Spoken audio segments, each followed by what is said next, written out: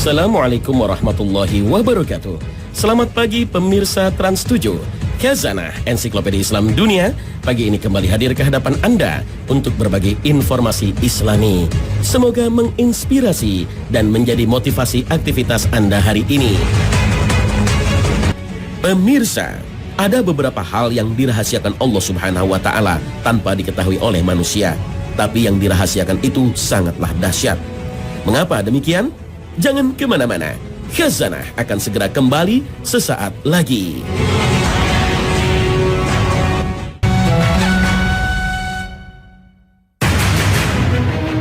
Pemirsa Khazanah, Allah Subhanahu wa Ta'ala menyimpan dan merahasiakan murkanya.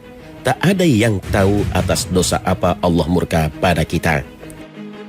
Itu sebabnya Rasul sallallahu alaihi wasallam berpesan pada Aisyah radhiyallahu anha, "Wahai Aisyah, hindarilah dosa-dosa yang biasa diremehkan, karena ada utusan khusus dari Allah untuk mencari dan mencatatnya."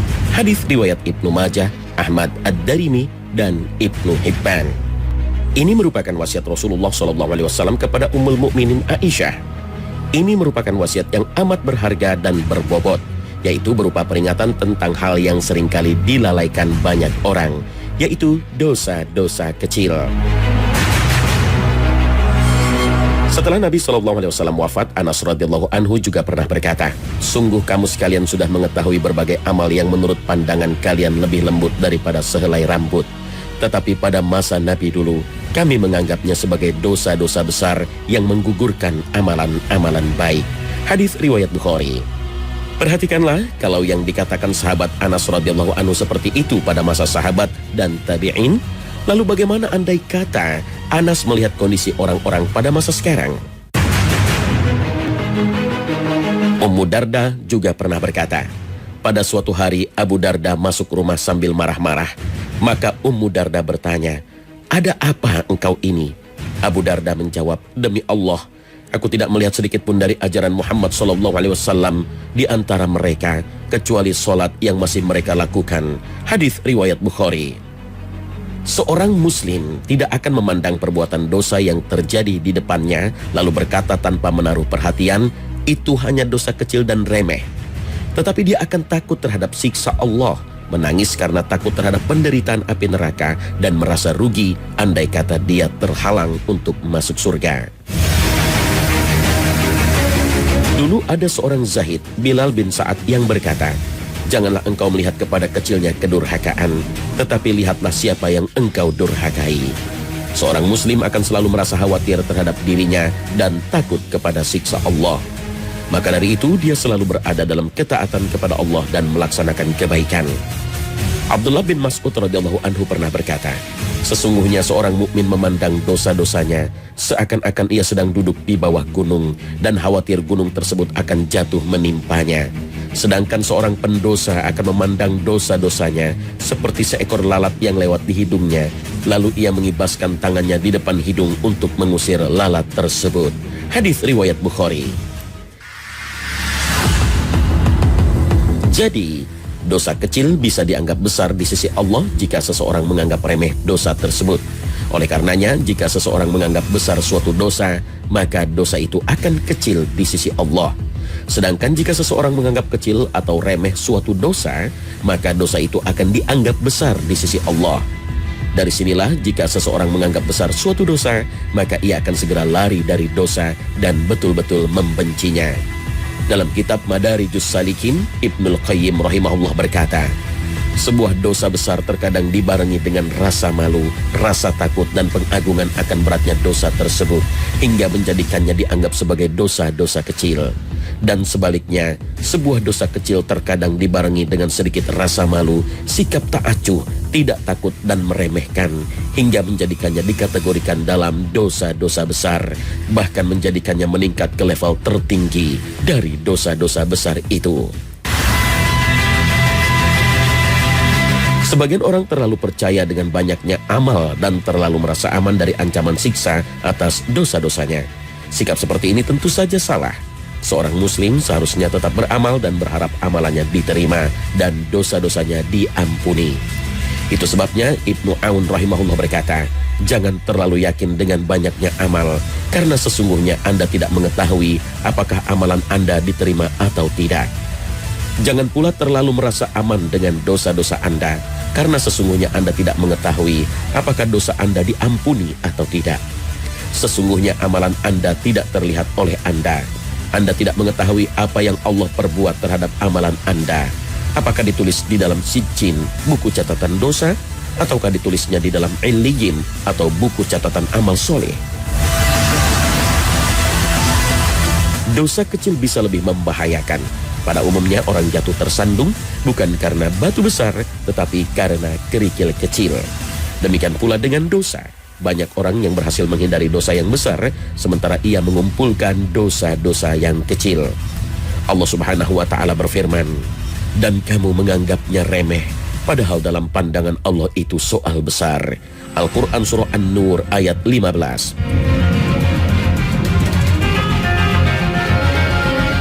Dosa besar terbilang kecil jika dibandingkan dengan kemurahan Allah. Tetapi dosa kecil jika engkau lakukan berulang-ulang akan menjadi dosa besar. Dosa kecil sama seperti percikan api, bila dibiarkan bisa membakar sebuah kota. Pepatah mengatakan, sedikit demi sedikit lama-lama menjadi bukit. Bukankah gunung itu terbentuk dari kumpulan kerikil? Demikianlah Allah menyembunyikan murkanya pada suatu kemaksiatan dari sekian banyak kemaksiatan yang mungkin dilakukan oleh hambanya.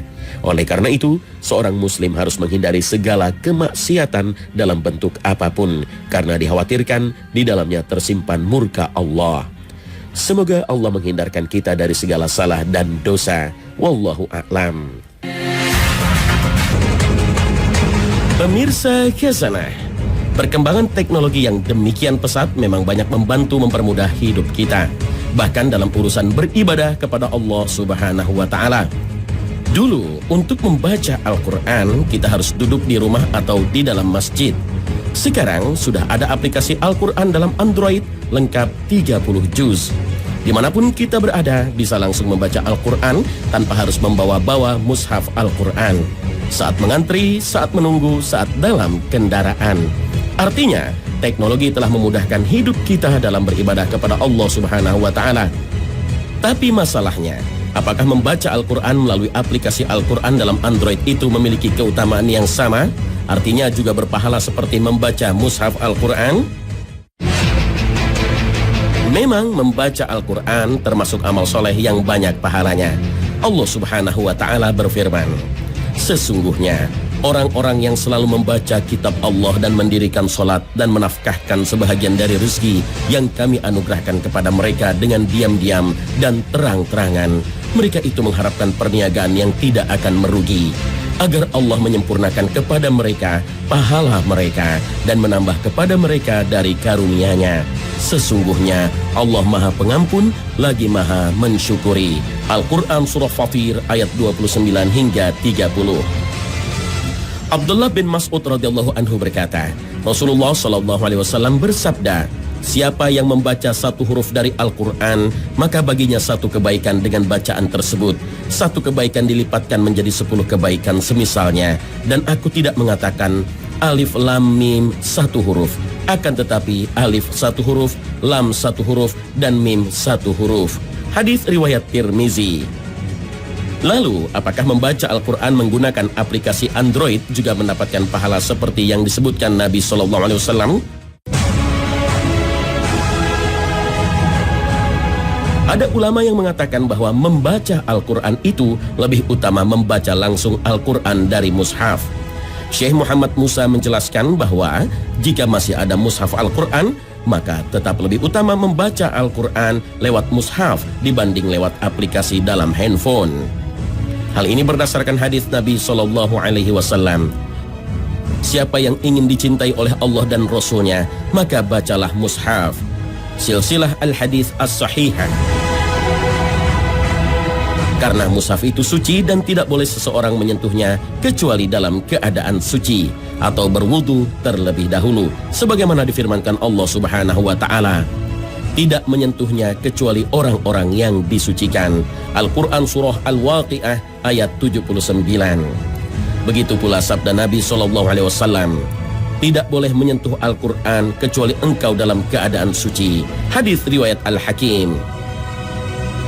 Meskipun ada juga ulama yang mengatakan boleh memegang mushaf meski tidak berwudu. Akan tetapi jika melihat kondisi perkembangan teknologi dan bagaimana akses seseorang lebih banyak dengan HP, tidak ada salahnya keutamaan membaca Al-Quran melalui HP juga tidak kalah dengan membaca mushaf Al-Quran langsung.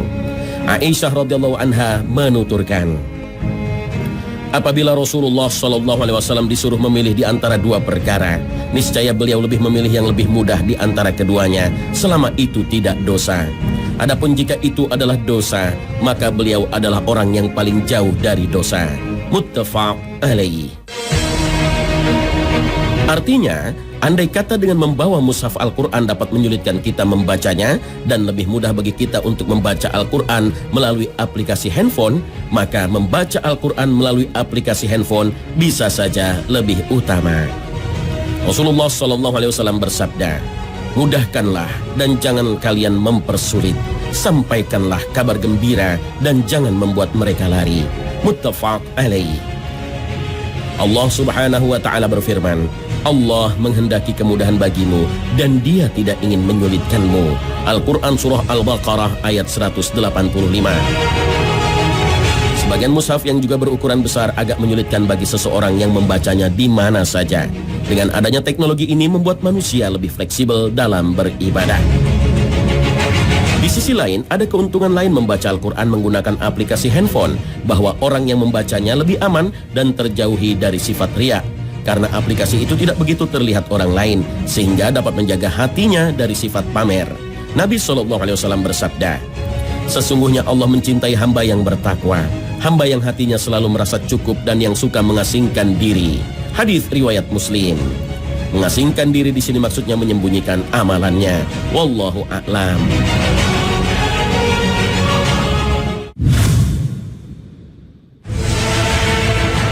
Pemirsa Khazanah, menjenguk orang sakit merupakan aktivitas sosial yang sebenarnya sudah membudaya di masyarakat kita. Rasanya tidak enak kalau ada tetangga, teman, atau saudara yang sakit tidak menjenguknya.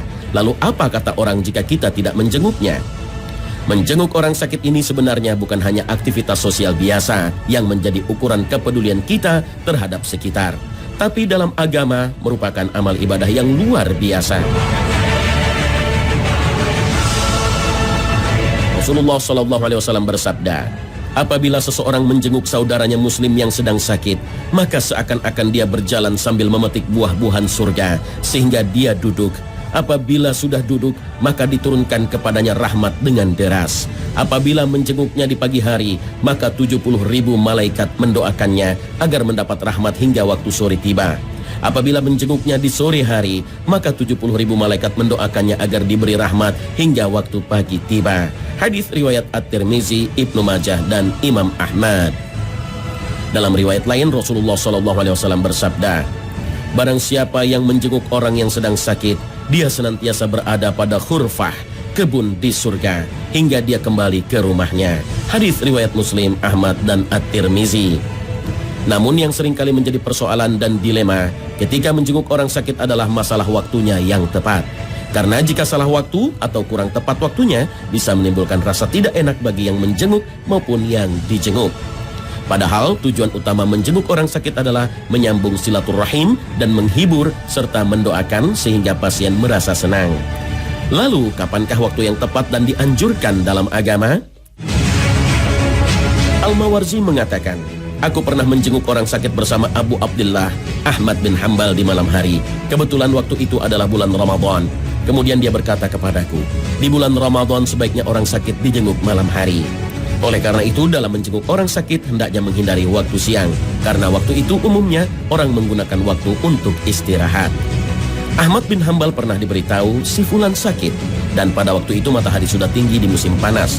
Kemudian dia mengatakan, ini bukan waktu yang tepat untuk menjenguk orang sakit. Akan tetapi jika menjenguk orang sakit di tengah hari itu sudah menjadi tradisi yang berlaku di tengah masyarakat, maka tidak ada larangan untuk melakukannya.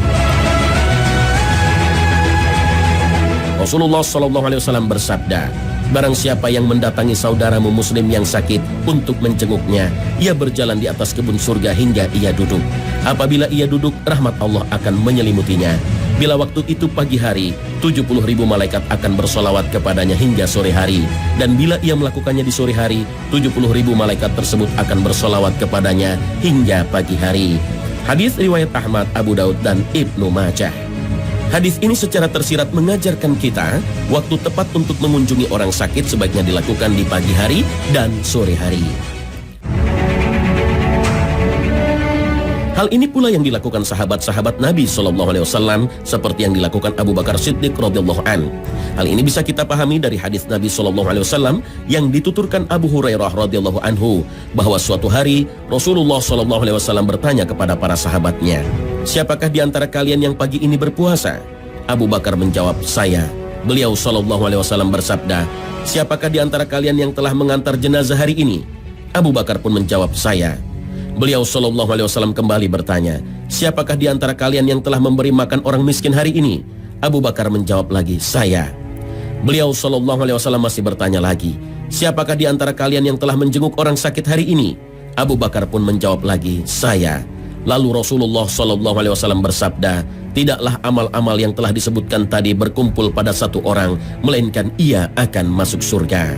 Hadis riwayat Muslim. Dialog Nabi SAW dengan para sahabatnya ini terjadi di pagi hari setelah sholat subuh. Ada juga ulama berpendapat kapan saja dibolehkan baik siang atau malam selama tidak mengganggu orang yang sedang sakit. Karena di antara tujuan menjenguk adalah meringankan beban orang yang sedang sakit dan menenangkan hatinya, bukan malah memberatkannya. Maka waktu menjenguk harus dilihat sesuai dengan kebiasaan penduduk sekitar dan kapan saja mereka memilih waktu yang tepat untuk menjenguk dan berkunjung. Maka waktunya harus dilihat sesuai dengan kebiasaan penduduk sekitar dan kapan saja mereka memilih waktu yang tepat untuk menjenguk dan berkunjung. Sebaiknya orang yang menjenguk jangan terlalu lama diam di sisi orang yang sedang sakit, karena dia sedang sibuk dengan penyakitnya. Akan tetapi perlu diketahui pula bahwasannya orang yang sedang sakit jika menyukai ditemani oleh orang yang menjenguknya dan suka ditengok berulang kali, maka sebaiknya orang yang menjenguk memenuhi keinginannya karena hal itu membuat hatinya senang. Wallahu a'lam.